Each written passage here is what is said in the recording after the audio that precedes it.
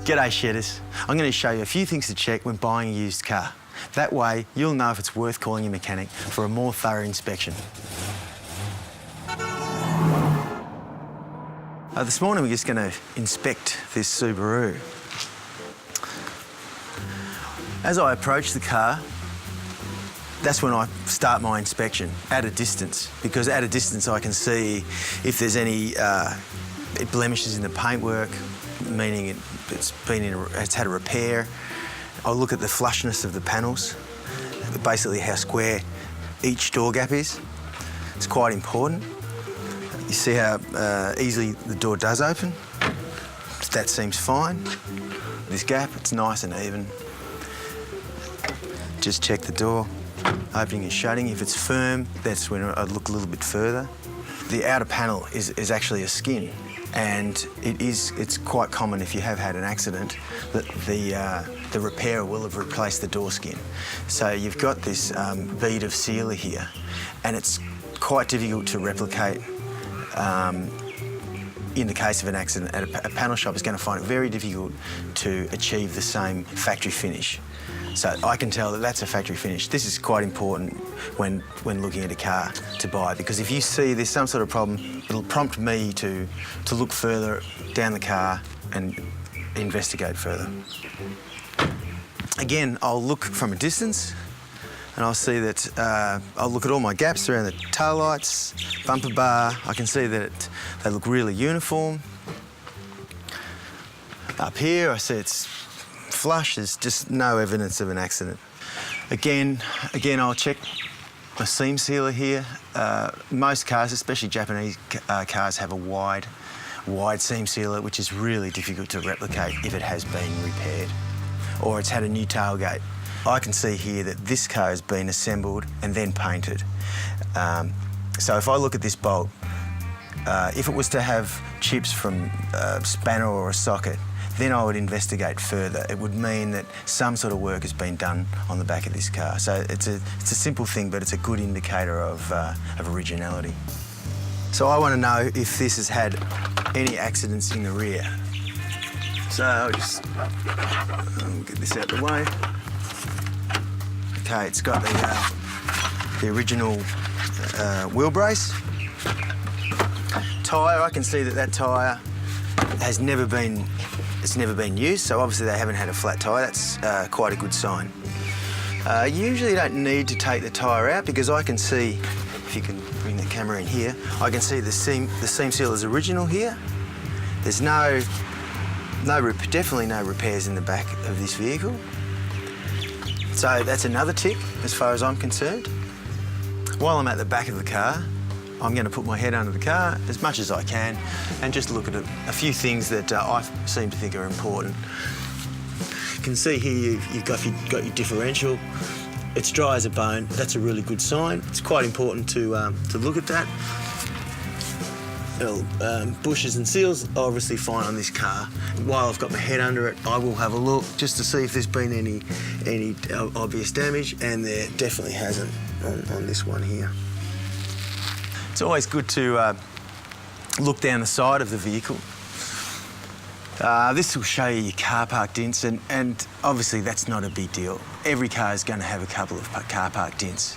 But the main thing you're looking out for is flushness of panels. That's what I look for. And I also look for the evenness of the actual, what they call orange peel of the paint. I will check this orange peel just by guiding my eye down the side of the car. And if I come across a panel or a section where the orange peel changes, again, that's an indication that it's had some sort of paint work and more than likely a repair. It's not necessarily a bad thing, but again, it will prompt me to look a bit further. If a car has been exposed to elements, the sun and the rain, often these parts will fade. And also, again, if a car has been repaired, often these have been damaged because the repairer may have lifted one end more than the other. So if you look at these, you can see that this is nice and original. It's fitting nice and flush. Okay, now we come to the front of the vehicle. It's quite important to be able to check if the car has had a hit in the front. Because if a car has had a significant hit in the front, often it won't be repaired correctly, and that's not a car that you want to buy. So I'll start by looking at the bonnet gaps, the bonnet with this left-hand fender. I can see that it's a nice, even gap. Look, the colour of the paintwork's fine. You know, I can see that that's genuine. I'll step back. Now I'll look at the actual square of the front, and the bonnet is basically showing me that the front of that car is in perfect square. The gaps between where the bonnet meets the bumper bar on the left-hand side are even, as is the right-hand side. This is a dead giveaway if a car has been hit in the front. Often they won't be even. So then I'll step back. I'm happy, I'm going to open the bonnet now. I'll check the bolts. It's a dead giveaway if there's a mark where that bolt has been removed. You'll see that the paint will have chipped, and then it needs further inspection. I can see here, original bonnet bolts. The paint has never been cracked there. That's a really good sign. Then I look down and inspect my chassis rail. Another dead giveaway. You can see in here, just under the power steering reservoir there, I can see down here that paint's all original. There's no kinks or there's nowhere where anything has been heated. Again, we have the factory seam sealer. But down here, there's a factory seam sealer where the skirt meets the strut tower. Very hard to replicate if it has been repaired. To show you where to check fluids, oil, you know, the important sort of simple checks that you can do. They use bright colours, like in this case, the Subaru use yellow on all the areas for you to check.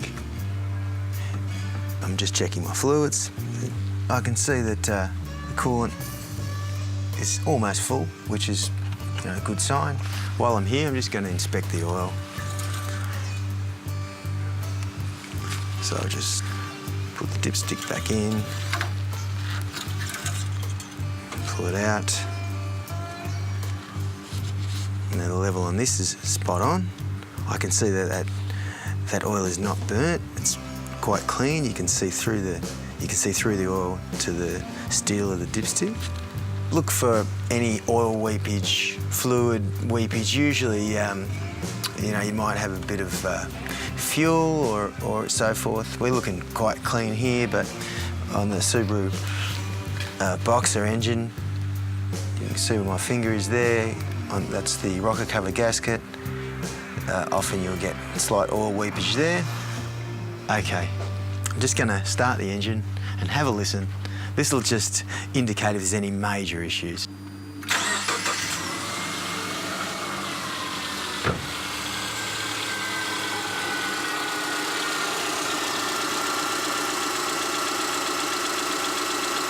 I just listen for any ticks or knocks, if there's any smell of burning oil.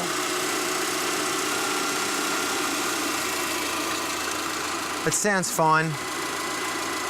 Only a mechanic from this point is going to give you more detailed information about the condition of this engine.